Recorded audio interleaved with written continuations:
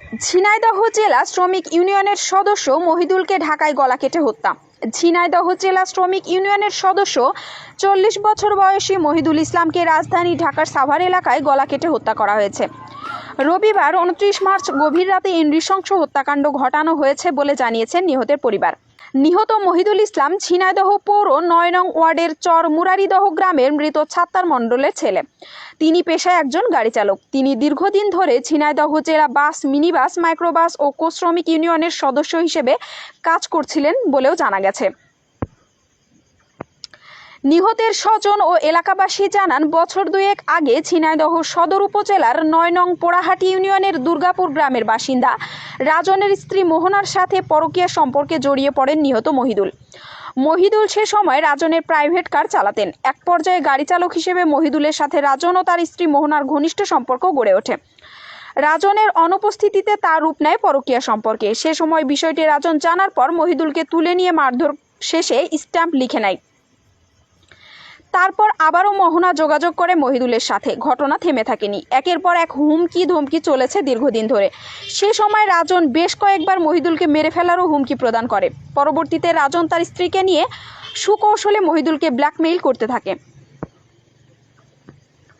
এ বিষয়ে মহিদুলের স্ত্রী জানেন, মোহনা আমার স্বামীকে অবৈধ সম্পর্কে জড়ানোর জন্য নিয়মিত ব্ল্যাকমেইল করত। সে সময় চাকরিচ্যুত করার ভয় দেখিয়ে সে আমার স্বামীর সাথে পরকীয়া সম্পর্কে জড়ায় এবং এই সম্পর্ক ধরে রাখতে নিয়মিত হুমকি ধমকি দিত। আমার স্বামী কোনো কিছু গোপন করেনি আমার কাছে। 2 বছর আগে মীমাংসার পর থেকে মোহনার এই অত্যাচার আরও তীব্রভাবে বাড়তে থাকে। রাজন আমার স্বামীকে হুমকি দিয়ে বাড়ি ছাড়া করেছে। নিহতের স্ত্রী আরও বলেন, রাজন এবং মোহনা আমার স্বামীকে পরিকল্পিতভাবে খুন করেছে। আমার মাসুম বাচ্চাকে এতিম করেছে। আমি প্রশাসনের কাছে আমার স্বামী হত্যার বিচার চাই। বললো সেই মেরেছে, আমার ফোনে ফোন দিয়ে পাগল করে দেয়। আপনার 15-16 দিন আগে আমার সাথে ফোন দিয়েছে নতুন নাম্বার দিয়ে। মহিদুলের ফোনে পাচ্ছে না, আমার পাগল করে দেয়, আমার হুমকি দেয়, কয় তোর খাবো, নাই তোর ছেলের খাবো, নাই তোর বোরের খাবো। তা আমার খাইয়াই নিল, আমার মোহনা খাইয়াই নিল। ওই মোহনার সাথে দেখা করতে যাচ্ছিল, আমি সেই খবরও কালকে দেখাই যে পাইছি। মোহনার সাথে দেখা করতে যাচ্ছিল, ওরা যুক্তি করে ডেকে নিয়ে ওর মেরে দিয়েছে।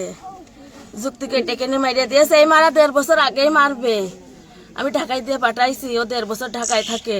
ও 3-4 মাস 4-5 মাস পর পর বাড়ি আসে। ও বাড়ি আসে না, ও বাড়ি এসেও থাকে না। ও 2-3 দিন থেকে চলে যায়।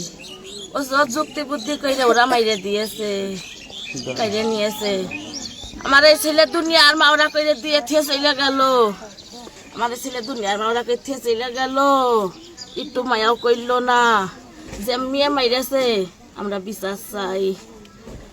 একটা পচি শুধু মাইরেছে গলায়, গলা ভাগ হয়ে গিয়েছে, হাত দিয়ে আমায় ঠেকাই গিয়েছে, হাতের আঙুল কয়টা নেই বলে পড়ে গিয়েছে। খুব কষ্ট দিয়ে মেরেছে, মাথায় 2-3টে কোপ মেরেছে বলে খুব কষ্ট দিয়ে মাইরে ফেলে থুয়েছে।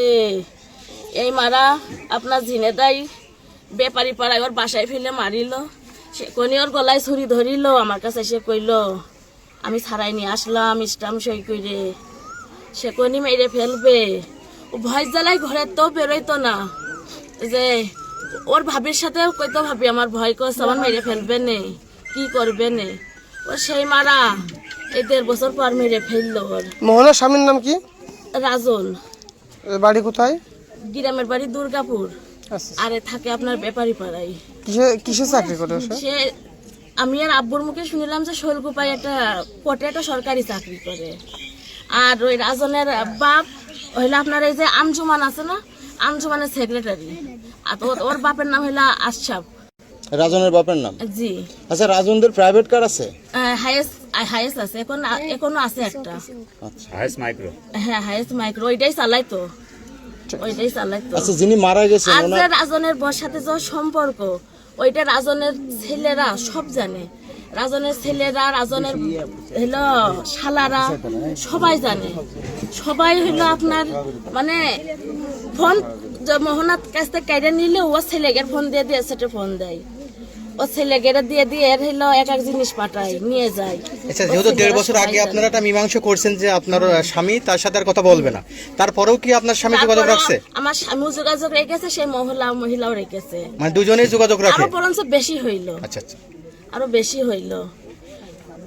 আমরা যাবো, আমি ভাবছি যে ওই মোহনায় ডেকে নিয়ে মেরে দিয়েছে। ওই মোহনা বাসে নেই, ঢাকায়, ও খুল নাই, ও ঝিনেদাই নেই, ও ঝিনেদাই নেই, ও চলে গিয়েছে।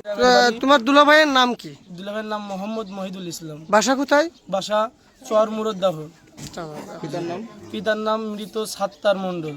আচ্ছা, তোমার দুলাভাইয়ের সন্তান আছে? জি, আমার দুলাভাইয়ের একটা ছেলে,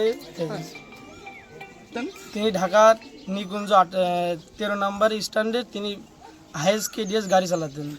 কতদিন ছিলেন ওখানে? তিনি ওখানে 1.5 বছর মতো রয়েছেন। ওনার শরীরে এই মারা যাওয়ার পরে কোনো আঘাতের চিহ্ন পুলিশ পেয়েছেন কিনা, মানে এরকম কোনো কিছু? আমার পোস্টমর্টম রিপোর্টে আমরা পেয়েছি আমার দুলাভাইকে প্রথমে মারধর করেছে, তারপরে মাথায় 3-4টে কোপ মেরেছে, তারপরে গলার এক কোষে আমার দুলাভাইয়ের গলা কেটে দিয়েছে। আচ্ছা, তোমার দুলাভাইয়ের শত্রু ছিল কেউ? জি, আমার দুলাভাইয়ের আমাদের জানা মতে একটাই শত্রু, এই তো আমাদের জানা মতে একটাই শত্রু আছে আমার দুলাভাইয়ের। কে এসে শত্রু? তিনি হচ্ছে কি মোহাম্মদ রাজন, বাড়ি গ্রামের বাড়ি দুর্গাপুর, শহরে বাড়ি আছে ব্যাপারী পাড়ায়। আচ্ছা আচ্ছা, দুর্গাপুর? কোন দুর্গাপুর এটা? এটা 9 নং পুরাহাটি ইউনিয়ন দুর্গাপুর। উনি পেশায় কি? পেশায় সরকারি চাকরিজীবী, হয়তো বা কোনো উপজেলা কিংবা পৌরসভা কোনো সচিবালয়, মানে যে কোনো একটা সরকারি উচ্চ লেভেলের চাকরি করে। কোথায় করেন চাকরি? কোথায়? ঝিনাইদহ মানে শোলকুপাই। ষোলকুপায়। জি। কি নাম বললেন? রাজন। রাজন। জি। ঘটনার সূত্রপাত কি মনে হচ্ছে? ঘটনার সূত্রপাত আমার দুলাভাই রাজনের গাড়ি চালাতো দীর্ঘদিন। আমার দুলাভাই দীর্ঘদিন মানে ওটাও এক দিন না, 5-7 বছর 8 বছর আমার দুলাভাই রাজনের গাড়ি চালাতো। সেই রাজনের ওয়াইফের সাথে আমার দুলাভাইয়ের একটা সম্পর্ক হয়েছিল। সেই সম্পর্ক থাকাকালীন আমার মানে দুলাভাই সম্পর্ক হয়েছিল, এই দাবিটা কে করছে? কে করছে না, এটা মহিলাও করছে, দুলাভাইও করছে। আচ্ছা, দিয়ে এবং কি তার হাজবেন্ডও জানে যে এই সম্পর্কে। এই ক্ষেত্রে এই সম্পর্ক নিয়ে আমার দুলাভাইকে তারা ঝিনাইদহ থেকে উঠাই নিয়ে যে তার গ্রামে শহরে আপনার ব্যাপারী পাড়া বাড়ির ছাদের উপর নিয়ে যে মারধর করেছে, তার ড্রাইভিং লাইসেন্স কেড়ে নিয়েছে। কতদিন আগের ঘটনা এটা আপনার আজ থেকে 1 বছর 2 মাস হয়েছে। 1 বছর 2 মাস? জি। আচ্ছা, তারপর? তারপরে এর আগেও হয়েছে, আমার দুলাভাইকে মারধর করেছে, যে বিভিন্ন রকম হুমকি ধামকি, মেরে ফেলার হুমকি পর্যন্ত দিয়েছে। ওই মোহনা যার স্ত্রী, ওই রাজনের স্ত্রী আমার ফোন দিয়েছে, দিয়ে বিভিন্ন রকম কথা বলে গালিগালাজ দেয়। আমার বোনের ফোনে দিয়েছে, গালিগালাজ দেয়, ফোন দিয়ে বিভিন্ন হুমকি হামকি দেয়। দিয়ে আপনার এই রাজনের স্ত্রী? জি, রাজনের স্ত্রী। দিয়ে আমার আব্বুকে ফোন দিয়েছে, দিয়ে হুমকি ধামকি দিয়েছে। তারপরে এই রাজন হচ্ছে কি আমার দুলাভাইকে উঠাই নিয়েছে, মারধর করেছে। দিয়ে আমরা 2 বার সদর হাসপাতালে ভর্তি করছি, তাকে ভর্তি করছি। তারপরে পরের বার যখন হচ্ছে কি বেশি সমস্যা হলো, যখন মারধর করে তার আপনার ব্যাপারী পাড়া বাড়িতে উঠাই রাখছে, ছাদের উপর বাঁধে রেখে দিয়েছে, তখন আমার আব্বুরা আমাদের গ্রামের মেম্বার, বর্তমান তিনি প্যানেল চেয়ারম্যান মোহাম্মদ জাহাঙ্গীর মোল্লা, তিনি যেয়ে স্ট্যাম্প শহীদ দিয়ে আমার দুলাভাইকে নিয়ে আসছে। আমার দুলাভাই ড্রাইভিং লাইসেন্স দীর্ঘদিন তারা আটকায় রাখছিল, ব্যাপারী পাড়া সন্ত্রাস দিয়ে তারা আটকায় রাখছিল। তারপরে আমার ঝিনাইদহ থানায় বলার পরে আমাদের ড্রাইভিং লাইসেন্স দিয়ে দিল। তারপরে আমার আব্বুর দিয়ে স্ট্যাম্প লিখিত নিল। তারপরে আমার দুলাভাই এখান থেকে চলে গেল। আমার আব্বুরা সবাই স্ট্যাম্প লিখে নেওয়ার ঘটনা কতদিন স্ট্যাম্প আগের? ওই একই সাথে 1 বছর থেকে 1.5 বছরের মধ্যে। ইসলামে কি লেখছিল? ইসলামে বিভিন্ন ধরনের লেখালেখি, যে আমার স্ত্রীর সাথে এরকম বিভিন্ন সম্পর্ক এর সাথে জড়িত, আর করবে না, ঝিনাইদহ থাকবেন, এরকম কিছু উল্লেখ লেখা আছে। সেই এটা কি বাই ফোর্স জোর করে লিখে নিয়েছে? হ্যাঁ, অবশ্যই জোর করে লিখে নিয়েছে। এবং খালি ইসলামের সই নিছিল আমাদের কাছে সাদা কাগজে। আমাদের এই ইউনিয়নের চেয়ারম্যান, বর্তমান প্যানেল চেয়ারম্যান, তিনি বললো আমরা খালি ইসলামের সই দিতে পারবো না। আমি ওখানে উপস্থিত ছিলাম। সে তখন স্ট্যাম্প লেখলো। স্ট্যাম্প লেখার চেয়ারম্যান কে ছিল? তিনি যখন হিরণ চেয়ারম্যান ছিল, আর বর্তমান চেয়ারম্যান জাহাঙ্গীর মোল্লা। আচ্ছা আচ্ছা, ওই ঘটনা কি ঘটেছিল হিরণ চেয়ারম্যানের সময়? হ্যাঁ, হিরণ চেয়ারম্যানের সময়। উনি উপস্থিত থেকে এই কাজটা না, করেছেন? চেয়ারম্যান উপস্থিত ছিল না, চেয়ারম্যান এই বিষয়ে জানতো না। আমরা পাগলাখানা ইউনিয়ন সাইদ ভাইয়ের কাছে জানাইছিলাম, সাইদ ভাই কোনো কিছু বলছিল না। বলার পরে আমার দুলাভাইকে ওই জায়গা থেকে আমরা স্ট্যাম্প লিখিত দিয়ে নিয়ে আইছিলাম। নিয়ে আসার পরে আমার আব্বু থেকে, আমার বোনের যে বিয়ে দিয়েছিল যে লোক, সে লোক থেকে আমার দুলাভাইকে থেকে ঝিনাইদহ থেকে পাঠাই দিল আপনার ঢাকা, বলে তোমার এখানে থাকার দরকার নেই। আমার দুলাভাই চলে গেছে। তারপরে ওই মোহনা আমার দুলাভাইকে ছাড়িনি। মোহনা আমার দুলাভাইকে কল দেয়, প্রতিনিয়তই কল দেয় আমার জানার মধ্যে। আমার বোনের ফোনে কল দেয়, তারপর আমার যে বোনের যার ফোনে কল দেয়, দিয়ে বিভিন্ন খোঁজ খবর নেয়। তাহলে কি মনে হচ্ছে যে এই ঘটনার সূত্রপাতে তোমার দুলাভাইয়ের হত্যাকাণ্ড অবশ্যই আমরা দাবি করব, আমার বোনাকে মেরে ফেলার একমাত্রই উড়া দায়ী। এবং কি কোনো কল লিস্ট কথা বলা? হ্যাঁ হ্যাঁ, আমরা পেয়েছি। আমার যে মোহনা নাম কি বলছেন? সাবাস আপনার ফাঁড়ি থানার দারোগার সাথে কথা হয়েছে, তারপরে আপনার গোয়েন্দা সংস্থা থেকে কথা হয়েছে, আমার আপনার ডিবি ওসির সাথে কথা হয়েছে। স্যার আমাকে কয়েকটা প্রুফ দিয়েছে, সেই প্রুফগুলো একদম ওই মেয়ের সাথে মিলে গেছে। মেয়ে বর্তমান খুলনা আছে এবং লোকেশনও লাস্ট খুলনা গেছে।